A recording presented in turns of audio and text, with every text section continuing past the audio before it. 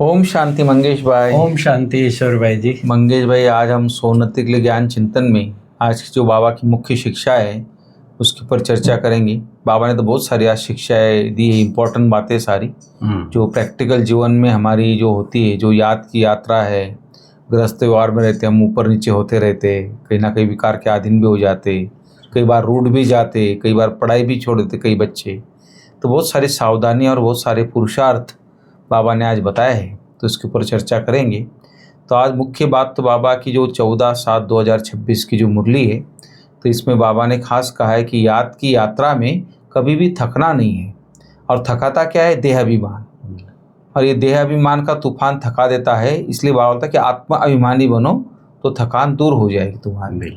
तो थोड़ा बताइए किस तरह पुरुषार्थ करे आत्मा का, किस तरह थकान दूर हो। बाबा और ये बीच बीच में बाबा जरूर कहता है, क्योंकि लंबे समय में जब पुरुषार्थी चलते हैं ना ईश्वरीय जीवन में, तो ये थकान, उबासी, आलस्य, अलबेलापन होता ही है। तो बाबा कहते हैं कि बच्चे थको नहीं, तूफान तो आएंगे ही। तो और जो उसका मूल कारण है थकने का देह अभिमान, बाकी कोई स्थूल चीजें नहीं थकाती है। अपना जो देह अभिमान है या व्यर्थ संकल्प जो है या कभी कभी निगेटिव भी हो जाते हैं, तो वो आत्मा को थकाते हैं। जैसे बैटरी डिस्चार्ज कर लेते हैं, तो स्पीड से बैटरी डिस्चार्ज होती है। तो इसलिए बाबा कहते हैं देही अभिमानी।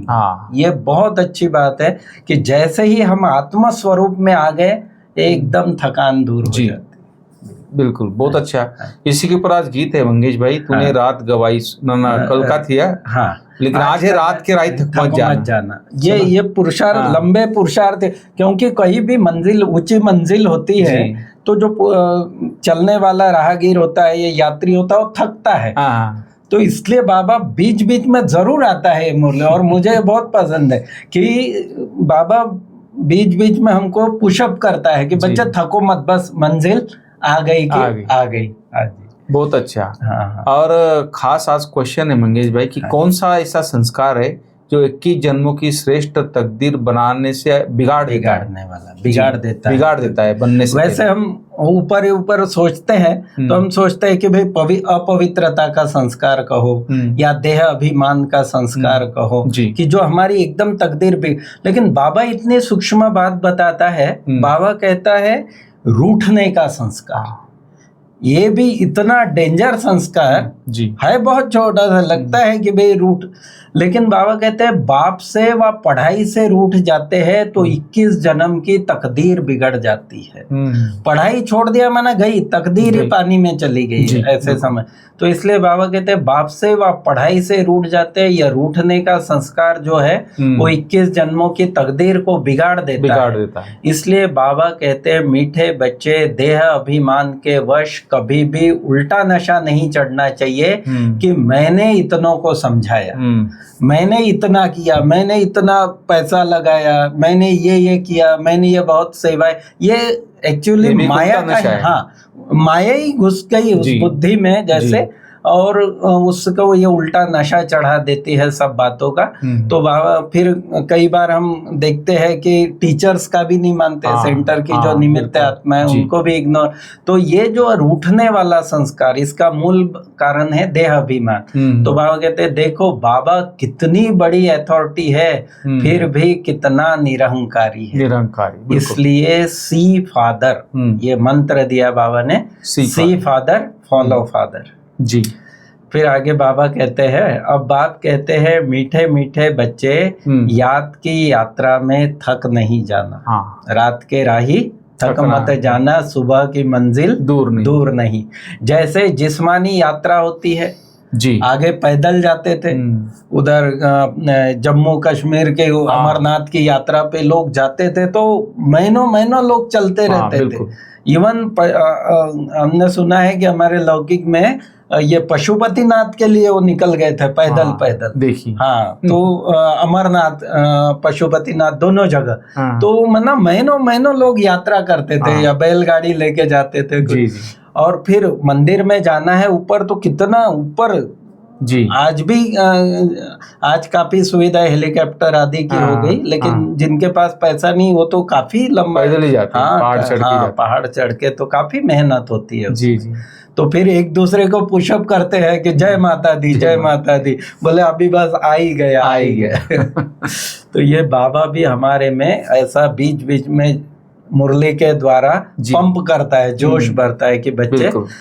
फिर बाबा कहते हैं हाँ, इसमें कोई शक नहीं, माया के विघ्न पड़ेंगे। हाँ। ये तो बाबा ने शुरुआत में ही बता दिया सबसे, कि जब बाबा के बनते हैं तो माया की अपोजिशन शुरू हो जाती है, परंतु इसमें थक नहीं जाना। 8 घंटा शरीर निर्वाह, 8 घंटा आराम और बाकी 8 घंटा बाबा की याद। कितना सिंपल गणित, बहुत बड़े। रेस्ट भी करना है, परिवार के लिए भी करना है। हाँ जी, और अपना ज्ञान योग भी करना। हाँ जी। तो बहुत अच्छा बाबा ने दिनचर्या बराबर है। फिर बाबा कहता है साहूकार लोग समझते हैं अब बच्चा बड़ा होगा, शादी करेगा, फिर यह होगा, फिर नाते पोते, फिर जब हो जाएगा सब कुछ हो जाएगा सेटल, तो फिर बाबा के ज्ञान में चलेंगे या पुरुषार्थ करेंगे आगे। बाप कहते हैं अभी इतना टाइम नहीं है, इसलिए दुनिया से बिल्कुल मोह हटा दो जी। यह तो कब आज भी कल भी बाबा ने मोह के बाबा ने कहा कि एक बाप की याद में रहना है, तो सब देह के संबंधों से। लेकिन आज बहुत सारी बातें बाबा ने क्लियर की। हाँ, तो बाबा कहता है ये दुनिया तो कब्रिस्तान है, अगर इससे दिल लगाएंगे तो मुफ्त अपनी बर्बादी कर देंगे। शिव बाबा को याद करेंगे तो कमाई होगी, आबादी बहुत होगी। देह अभिमान आने से ही बर्बादी होती है। जो नशा चढ़ता है जी। आगे धारणा की बात बाबा कहता है कि धन की भी बहुत लालच नहीं रखनी चाहिए। कई बार ब्रह्मा कुमार कुमारी बनने के बाद भी लोगों में यह रह जाता है थोड़ा कमाई। बाबा कहते हैं धन की भी बहुत लालच नहीं रखनी चाहिए, टू मच में नहीं जाना चाहिए। किसी भी बात में बाबा कहते हैं टू मच में नहीं जाना है जी। फिर आगे बाबा कहता है कि शिव बाबा कितनी बड़ी अथॉरिटी है। कहते हैं मैं साधारण तन में साधारण घर में आता हूँ, साहूकार के घर में थोड़ी आता हूँ जी। तो अब बच्चों को जागना है। बाबा के मतलब बाबा के ज्ञान को समझ के बच्चों को अभी जागना है। बाबा युक्तियाँ तो बड़ी अच्छी बतलाते रहते हैं, तुम बच्चों की ही देरी है, ड्रामा अनुसार अजून अवस्थाएं जोर नहीं भरी है। बाबा कहते हैं ये जो सृष्टि का परिवर्तन का कार्य रुका हुआ है, इसके कारण है बच्चे जी। कि बच्चों की ही अभी देरी है थोड़ी, कि बच्चों का अभी वो स्थिति ड्रामानुसार अजून जो अवस्था होनी चाहिए वो नहीं हुई। इसलिए बाबा कहते हैं विनाश का या परिवर्तन का कार्य अभी रुका हुआ है। आज तुम क्या करते हो, कल क्या करेंगे। आज क्या करते हैं, बाबा ने कहा कि आज यहाँ तपस्या करते हो, और कल क्या करेंगे, दिल्ली वृंदावन आदि में जाकर राज्य करेंगे। जमुना के कंठे पर स्वर्ग होगा और वहाँ हम देवी देवताओं के रूप में राज्य करेंगे, रास करेंगे जी। फिर बाबा कहता है दुनिया में ये गायन है, राम गयो रावण गयो जिनका बहु परिवार। माना इस सृष्टि पे सदा काल के लिए कोई नहीं रहने वाला, सबको वापस जाना है। ड्रामा ही ऐसा बना, तीनों स्टेज से गुजरता है सत्व रजो तमो। हाँ जी, फिर से सत्व आ जाता है। हाँ जी जी बिल्कुल। फिर आगे बाबा कहता है कि याद की यात्रा में जो पक्का मस्त रहेगा ना, उसकी अवस्था भी बहुत मजबूत होगी। अवस्था मजबूत होने का आधार है याद की यात्रा, क्योंकि याद से ही आत्मा शक्तिशाली बनती है जी।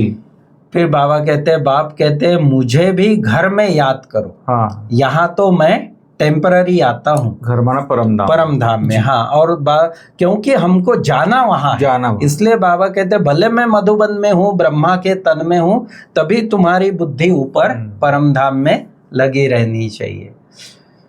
ऑलवेज सी फादर, तुम जानते हो बाप ने क्या किया। हाँ।